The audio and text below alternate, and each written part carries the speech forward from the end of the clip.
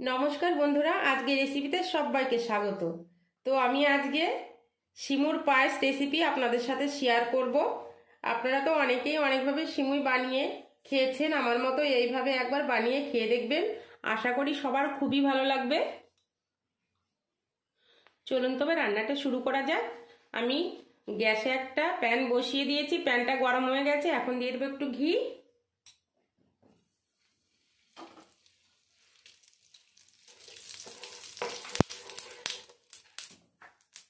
কাজু কিশমিশ একটু ভেজে নেব।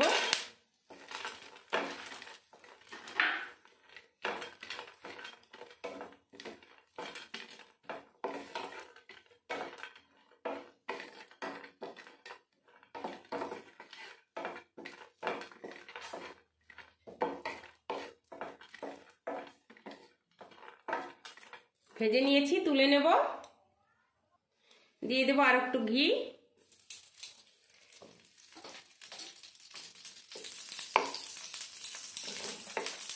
সিমুইগুলো ভেজে নেব। এখানে আমি 1 প্যাকেট সিমুই নিয়ে নিয়েছি।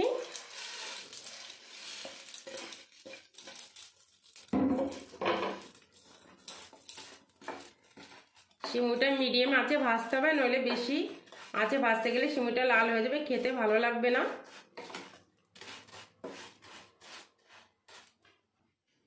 আমি হালকা লাল লাল করে ভেজে নিয়েছি, তুলে নেব।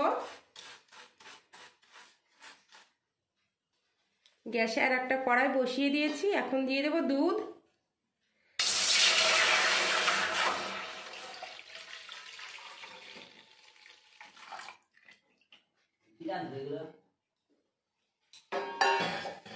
দুধটা আমি ভালো করে জাল করে নেব। দুধটা ভালো করে নাড়তে হবে যাতে তলায় লেগে না যায়।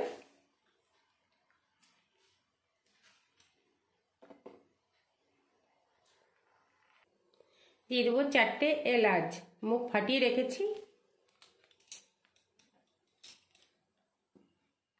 দুধটা ভালো করে জাল দিয়ে নিয়েছি। এখন দিয়ে দেবো ভেজে রাখা সিমুই।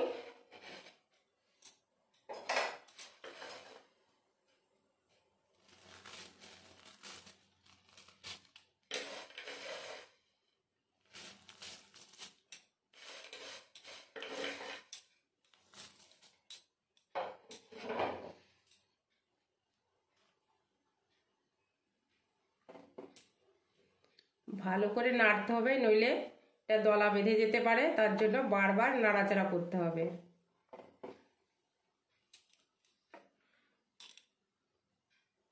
এবার দিয়ে দেব ফ্রাই করে রাখা কাজু আর কিশমিশগুলো।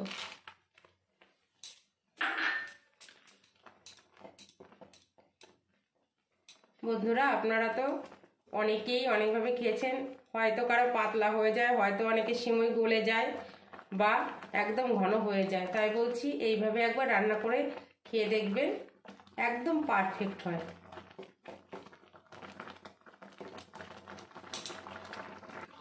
এবার দিয়ে দেব গুড়,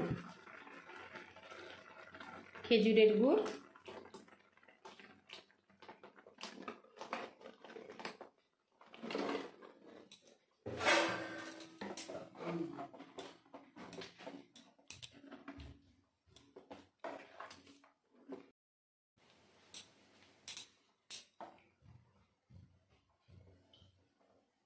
গুড় দুধ দিয়ে আবারও 2 থেকে 3 মিনিট জাল করে নেব।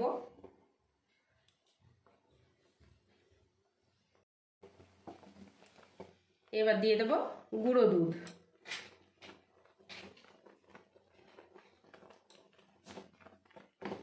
বন্ধুরা, এইভাবে গুঁড়ো দুধটা দিলে খুবই টেস্ট হয়।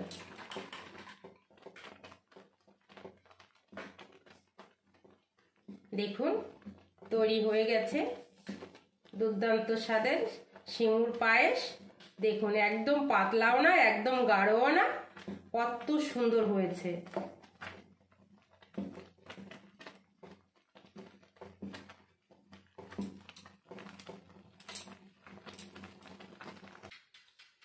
দেখুন কত সুন্দর হয়েছে,